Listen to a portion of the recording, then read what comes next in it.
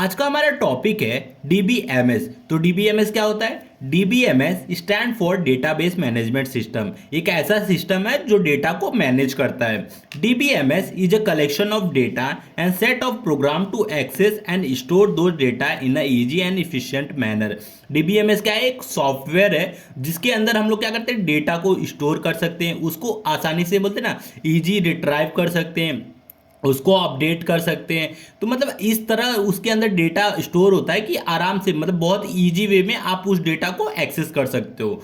अब हमारा third point है DBMS is a software which is use to manage database. Example के लिए माइस्क्वेल, ओरेकल।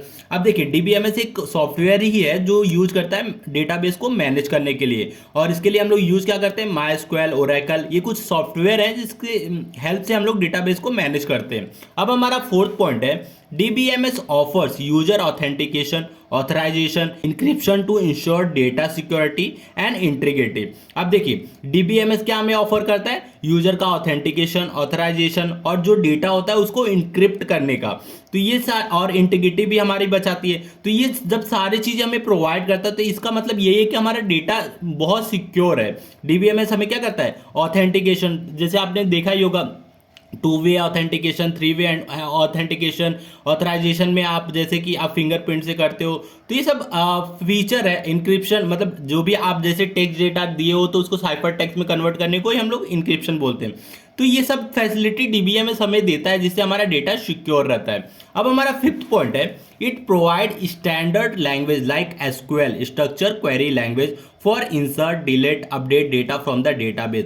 अब देखिए हमें एक जैसे नॉर्मल कोई भी प्रोग्रामिंग लैंग्वेज हम लोग देखें तो उसमें एक लैंग्वेज होती है, जैसे कि सी, पाइथन, जावा, ऐसे बहुत सारे प्रोग्रामिंग लैंग्वेज होते हैं। लेकिन यहाँ हम लोग कैसे ऑपरेट करते हैं? स्ट्रक्चर क्वेरी लैंग्वेज से हम लोग अपने डेटाबेस को मैनेज करते हैं। इसकी हेल्प से हम लोग को कोई डेटा अगर इंसर्ट करना है तो इंसर्ट कर सकते हैं, डिलीट करना तो डिलीट कर सकते हैं, अपडेट करना तो अपडेट कर सकते हैं डेटाबेस में।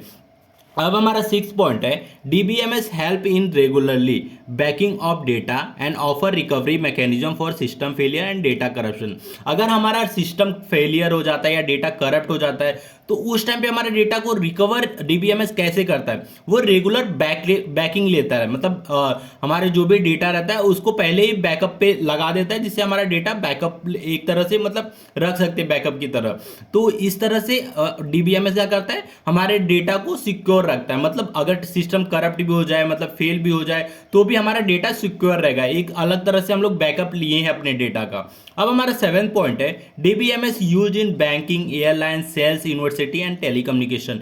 डीबीएमएस कहाँ कहाँ यूज होता है? बैंकिंग में यूज होता है, एयरलाइन में यूज करता है, सेल्स में यूज करता है, यूनिवर्सिटी में यूज होता है, टेलीकम्युनिकेशन। तो ये था डीबीएमएस। तो वीडियो अच्छा लगा तो प्लीज वीडियो को लाइक, हमारे चैनल को सब्सक्राइब जरूर कीजिएगा।